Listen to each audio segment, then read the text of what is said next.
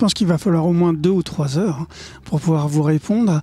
Il y a eu plusieurs challenges. Il y a eu des questions très clairement financières, parce qu'on avait un budget qui était excessivement serré.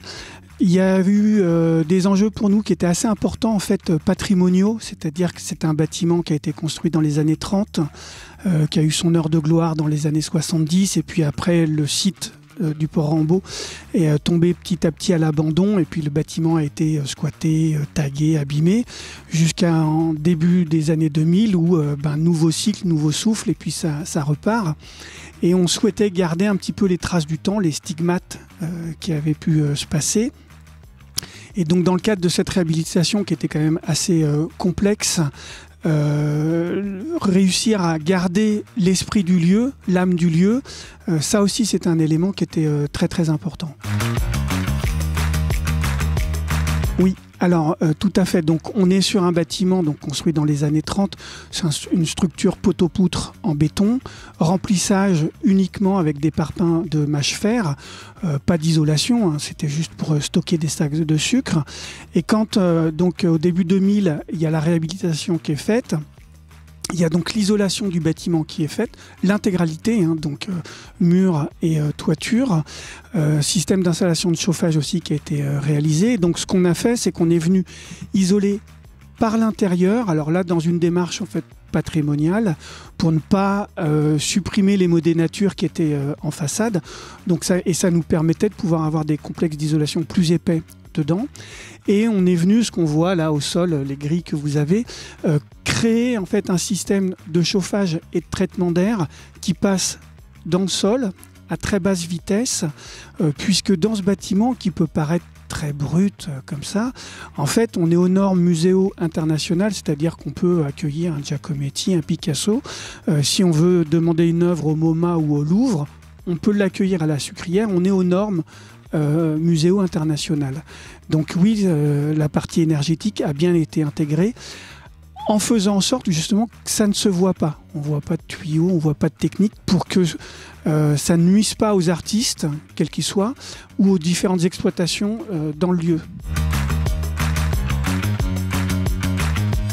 Alors, sur les volumes, ils sont aujourd'hui devenus impressionnants, mais il faut savoir qu'au début, on est là dans cette zone, donc on a 5 mètres sous dalle, on avait une trame dans la partie 1930 de 7,30 mètres par 7,30 mètres sur les poteaux, et dans un souci d'optimiser l'exploitation du bâtiment, on est venu créer cette grande nef centrale au milieu, donc on a supprimé une rangée de poteaux au milieu, on a créé la double hauteur, donc on est quasiment à 10 mètres.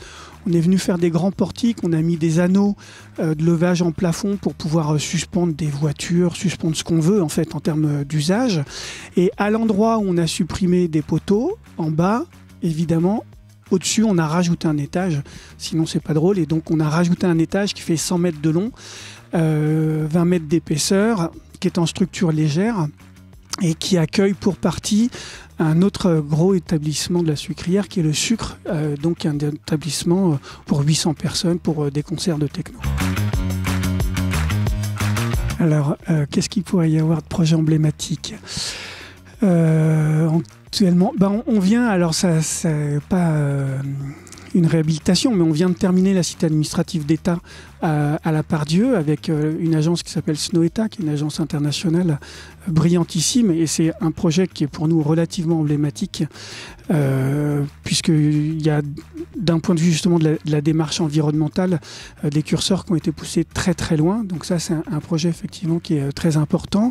Et puis on réalise actuellement à Clermont-Ferrand une opération avec Cardinal dans laquelle il y a un énorme food court, du co-living, du coworking dans un bâtiment qu'on réhabilite. C'est Nicolas Michelin, l'architecte en chef de cette opération. Et oui, là aussi, c'est un projet qui est très emblématique parce que ça questionne toutes les nouvelles façons de construire, notamment en décarbonant les bâtiments. Alors, je vais vous en donner un troisième. On va revenir sur la métropole, non mais sur Dessines. On est en train de faire une base d'aviron pour une association, donc c'est porté par la ville de Dessines. Et pour le coup, là, on fait un bâtiment donc, qui est 100% en structure bois, panneaux bois isolants biosourcés. Les façades sont faites avec des gabions qu'on a pris dans le Rhône et qui nous permettent de faire la façade. On met 600 mètres carrés de panneaux photovoltaïques dessus. Une éolienne, puisqu'on récupère l'eau de pluie pour pouvoir laver les bateaux dessus. Et donc, on fait un bâtiment qui est en énergie positive, donc qui va produire plus d'énergie que ce qu'il consomme. Et on a donc mis en place des grandes citernes, donc on récupère 30 000 mètres cubes d'eau de pluie pour laver les bateaux. Et c'était pour nous un élément qui était important de dire que la collectivité peut continuer à investir pour des associations, pour la culture, pour le vivre ensemble, en prenant en compte le fait qu'il n'y a plus besoin de payer d'énergie ou quoi que ce soit, puisqu'on n'est que sur des énergies renouvelables et qu'on fait un bâtiment qui produira plus d'énergie qu'il va en consommer. Donc ça, oui, effectivement, c'est aussi un élément emblématique pour parler de réhabilitation énergétique.